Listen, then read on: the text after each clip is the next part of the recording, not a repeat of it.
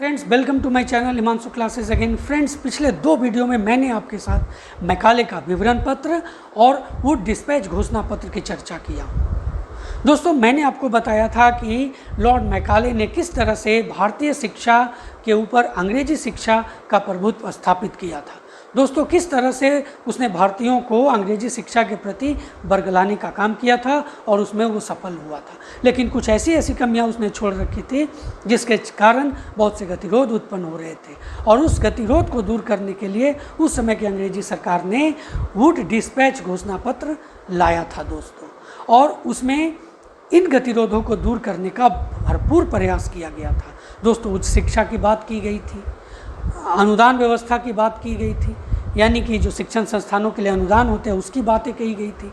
लेकिन इन सब चीज़ों का सही तरह से इसके बाद भी अच्छी तरह से इम्प्लीमेंटेशन नहीं हो रहा था। दोस्तों, माध्यमिक शिक्षा और प्राथमिक शिक्षा और माध्यमिक शिक्षा, इन दोनों की बातें बहुत बेहतर तरीके से उसमें नहीं कही गई थी। इसी को ध्यान में रखते हुए 1882 में जो तात्कालिक वायसराय थे लॉर्ड कर्जन, उन्होंने एक आयोग का गठन किया।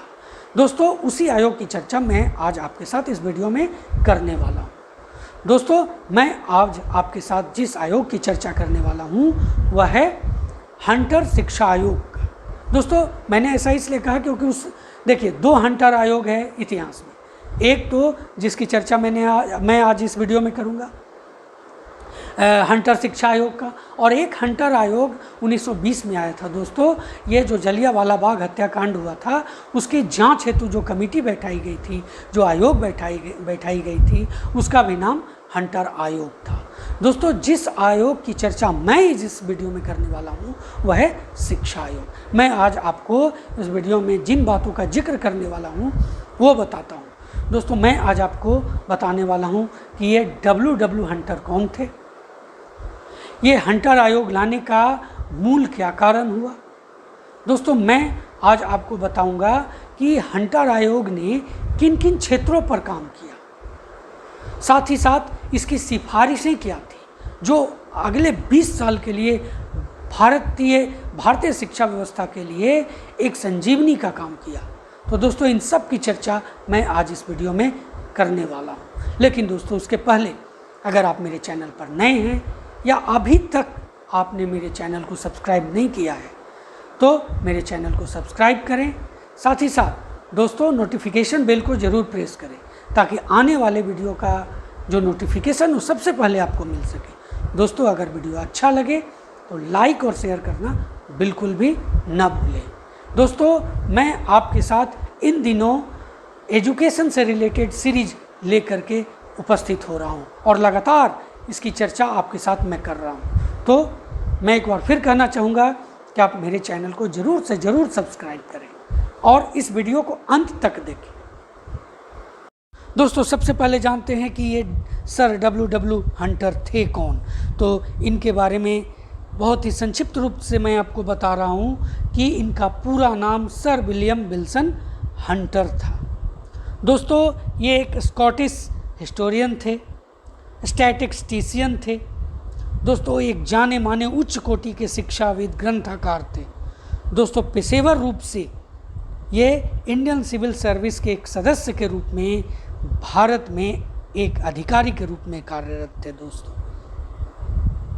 आप जो हम लोग बात करने वाले हैं कि हंटर शिक्षा आयोग क्यों आया, इसकी आवश्यकता क्यों पड़ी।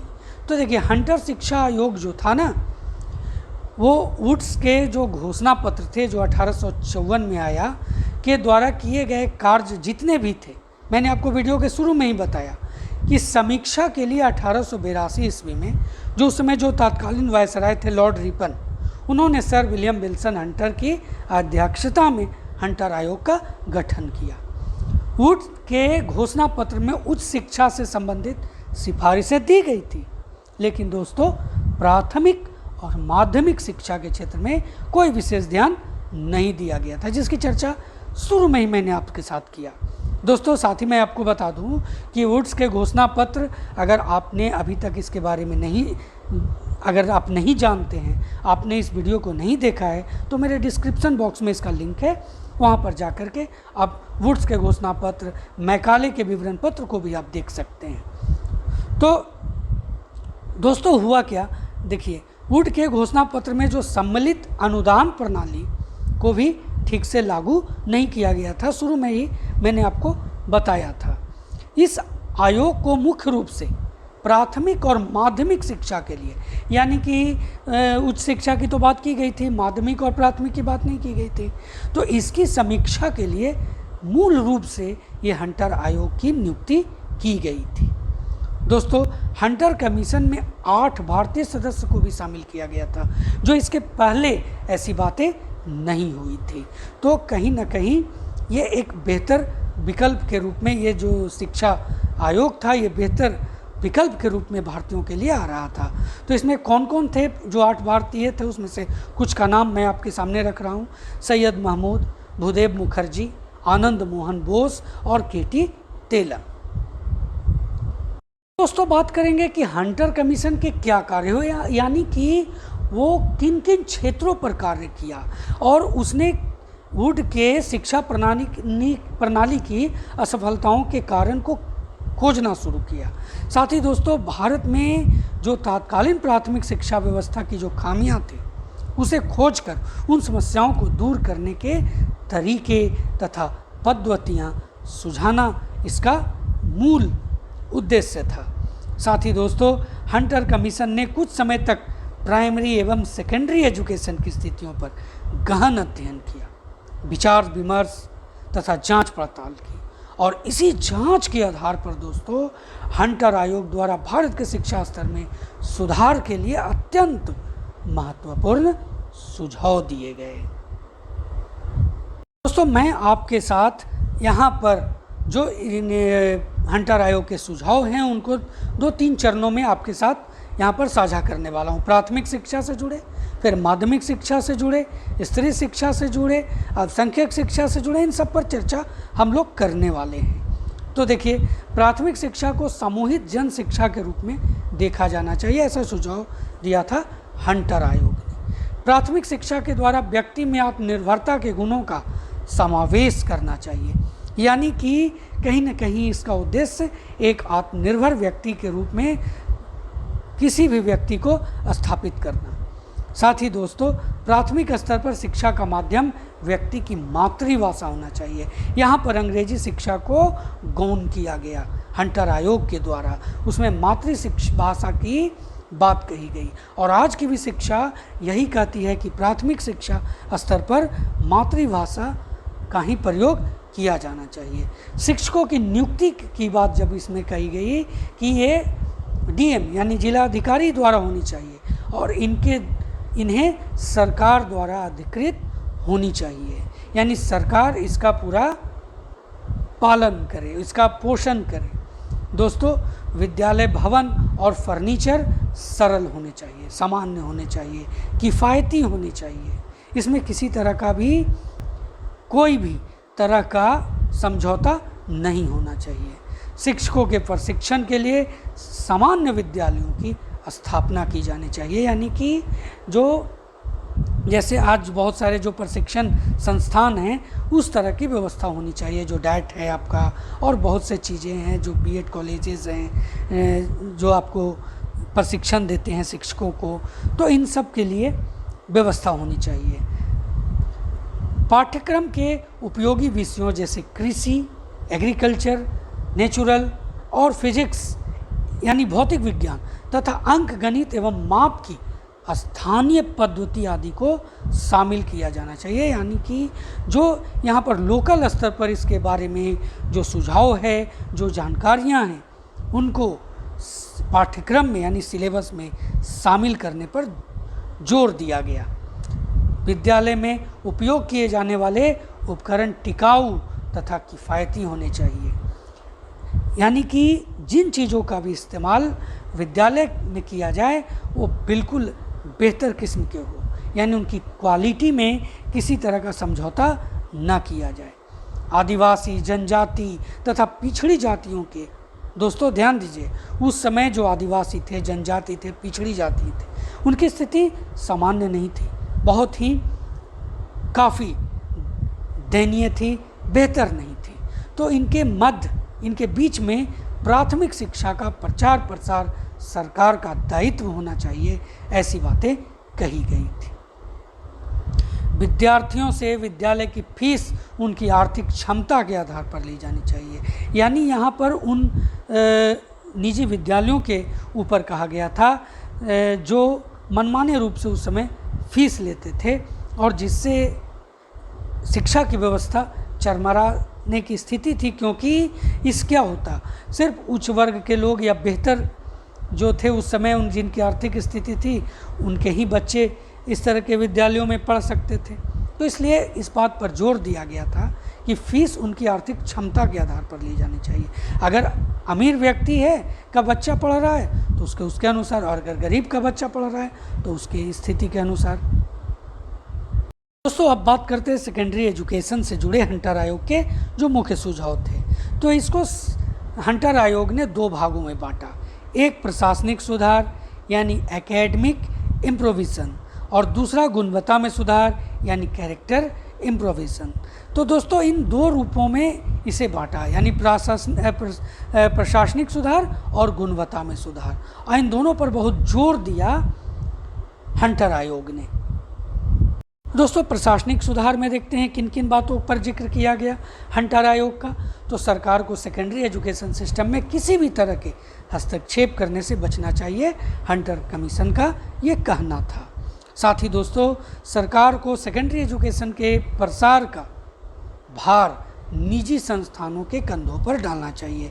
कहने का मतलब है कि एक निजी संस्थान जितना बेहतर तरीके से प्रशासनिक सुधार कर सकता है, सरकारी संस्थाओं में थोड़ी कमियां हो जाती हैं। और सेकेंडरी एजुकेशन को हंटर आयोग ने रीढ़ कहा था, इसलिए इसने ऐसी बातें कही। दोस्तों, सेकेंडरी एजुकेशन के विकास हेतु सरकार को अधिक मात्रा में अनुदान राशि उपलब्ध करवानी चाहिए, ऐसा हंटर आयोग का कहना था। दोस्तों, जहाँ तक मैंने आपको बताया था कि अनुदान राशि की बातें वो डिस्पैच घोषणा पत्र में भी की गई थी और उसको बेहतर तरीके से इम्प्लीमेंटेशन के लिए हंटर आयोग का गठन किया गया था। लोगों के कल्याण के लिए हर जिले में कम से कम एक मॉडल हाई स्कूल की स्थापना की जानी चाहिए, ऐसा हंटर आयोग का कहना था। निजी संस्थाओं को बढ़ावा देने के लिए कमीशन ने सुझाव दिया कि सहायता प्राप्त, यानी जो सरकारी सहायता प्राप्त जितने भी स्कूल्स हैं उनके जो प्रबंधक हैं, उनके जो मैनेजमेंट है, उसको किसी सरकारी स्कूल की तुलना में अपने छात्रों से कम फीस लेनी चाहिए, ऐसा इसमें एक सुझाव दिया गया था। तो वो तो आप देखें प्रशासनिक सुधार। अब जो मूल चीज़ है गुणवत्ता में सुधार, वो कैसे हो सकता है, तो इसके लिए कमीशन ने बहुत से सुझाव दिए। तो कमीशन ने कहा कि सेकेंडरी स्टेज में शिक्षा को 2 भागों में बांट देना चाहिए। जैसे उसको 2 भाग में कैसे, ए कोर्स और बी कोर्स। ए कोर्स किसे दिया जाना चाहिए और बी कोर्स किसे दिया जाना चाहिए। तो ए कोर्स के अंतर्गत उन विद्यार्थियों को शामिल किया जाना चाहिए जिन्हें हायर एजुकेशन हेतु यूनिवर्सिटीज़ में प्रवेश लेना हो, उनको ए कोर्स की शिक्षा देनी चाहिए। दोस्तों, बी कोर्स की शिक्षा वैसे लोगों को वैसे छात्रों को देना चाहिए, उसमें वैसे छात्रों को शामिल किया जाना चाहिए जो व्यावसायिक तथा गैर साहित्यिक शिक्षा, जो मतलब कोई काम करना चाह रहे हों या जो लिटरेचर के प्रति उनका उतना बेहतर झुकाव नहीं हो, तो शिक्षा, और जो उद्योगों से जुड़ना चाहते हैं उन्हें व्यवहारिक शिक्षा का प्रशिक्षण दिया जाएगा, ऐसा इसमें कहा गया। साथ ही दोस्तों, कमीशन ने हाई स्कूल स्टेज पर मातृभाषा के प्रयोग को शिक्षा के माध्यम के रूप में वर्जित माना है। जहां एक तरफ आपने देखा कि प्राथमिक स्तर पर मातृभाषा पर जोर दिया गया, वहां इंग्लिश भाषा पर जोर नहीं दिया गया, यहाँ मातृभाषा को बिल्कुल हटा दिया गया और कहा गया कि हाई स्कूल स्टेज पर मातृभाषा की आवश्यकता नहीं है, इस पर अंग्रेजी भाषा लागू होनी चाहिए, यानी कि हाई स्कूल का एजुकेशन अंग्रेजी भाषा में दी जानी चाहिए। साथ ही कमीशन ने शिक्षा के माध्यम के रूप में मध्यम स्तर स्कूल में भाषा की कोई निश्चित नीति नहीं बनाई थी। यानी कि जो प्राथमिक शिक्षा हुआ और ये जो हाई स्कूल हुए, उनके बीच का जो शिक्षा था मध्यम स्तर, उसके लिए इसकी कोई निश्चित नीति नहीं बनाई थी।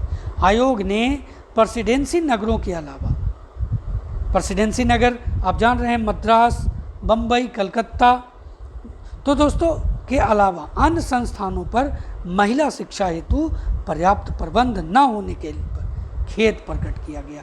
यानी इसमें महिला शिक्षा पर बहुत जोर दिया गया था, साथ ही इसे बढ़ावा देने को कहा गया। दोस्तों साथ ही साथ इसमें अल्पसंख्यक शिक्षा पर भी विशेष रूप से ध्यान दिया गया और कहा गया कि अल्पसंख्यक हों या जो अनुसूचित जाति या जनजाति के लोग हों, उनकी शिक्षा पर विशेष ध्यान देना है। हंटर शिक्षा आयोग द्वारा दिए गए सुझाव और इनके सिफारिशों के आधार पर दोस्तों 20 वर्षों में माध्यमिक और उच्च शिक्षा का विस्तार हुआ। मैंने शुरू में ही आपके साथ वीडियो में ये बातें साझा की कि अगले कुछ 20 वर्षों में इसने बहुत ही ज़बरदस्त तरीके से कार्य किया। पंजाब में जहां 1882 में और इलाहाबाद में 1887 में यूनिवर्सिटी की स्थापना हुई दोस्तों। तो ये था हंटर शिक्षा आयोग की सिफारिशें, उस किन किन क्षेत्रों पर उसने काम किया, इन सब की चर्चा मैंने आज आपके साथ इस वीडियो में किया हूँ। दोस्तों अगले वीडियो में मैं एक और शिक्षा आयोग के साथ आपके साथ उपस्थित हूँगा। तब तक जय हिंद।